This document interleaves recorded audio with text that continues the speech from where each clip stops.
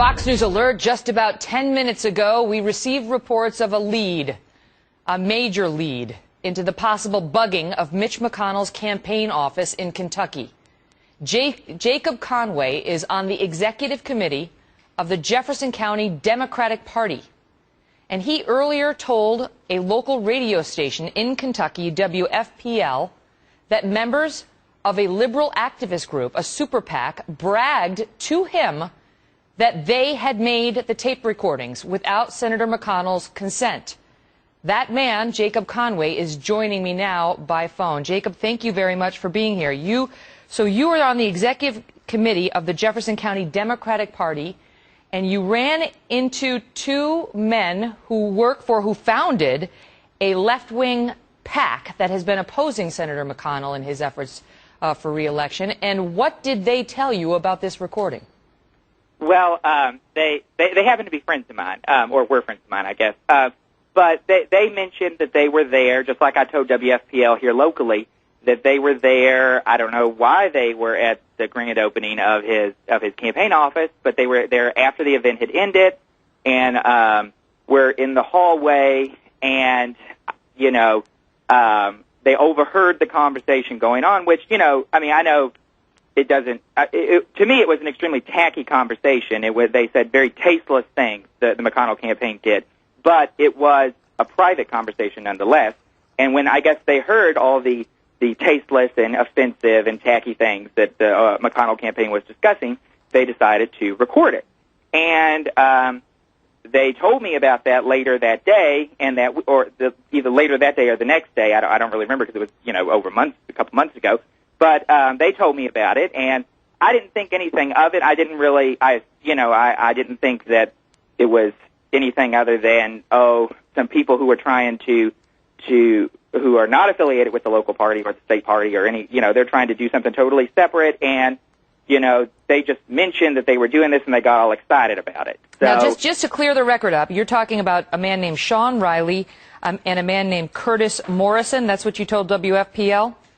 That is what I told WFPL. And they founded this super PAC. As I understand, it's a super PAC, Progress Kentucky. Yes, ma'am. Sean was actually the founder of it, but that was, yes, ma'am. That's true. Okay, and so what you're telling me is they directly admitted to you that they tape recorded Senator McConnell and his campaign aides in those campaign headquarters. They told me they were there. They told me they were in the hallway. They have a recording, so you can draw your own conclusions.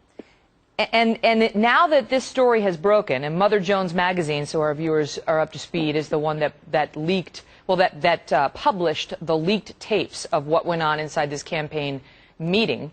Now the FBI is involved, and the U.S. Attorney is looking into this, we're told, and this has become a potential criminal matter because in Kentucky it is illegal, as it is in most states, to tape record someone unless one party to the actual conversation has consented, which did not happen here. Senator McConnell's we don't know says. that, Ms. Kelly. We don't know that. We don't know that someone else in the room didn't know it was being taped because that's what the end of my sentence was. Senator McConnell's office says. Right. I didn't mean to interrupt you. I apologize. Sure, no worries. So he is claiming that this was a bugging. Mother Jones Magazine has come out and said, as we understand it, this was not a, quote, Watergate-style bugging, which if it happened the way you're saying these guys claimed it happened, it wouldn't be Watergate-style. No one was lurking outside of the Watergate offices. They actually did bug the offices, as opposed to what you're telling me Curtis and Riley and Morrison said happened here.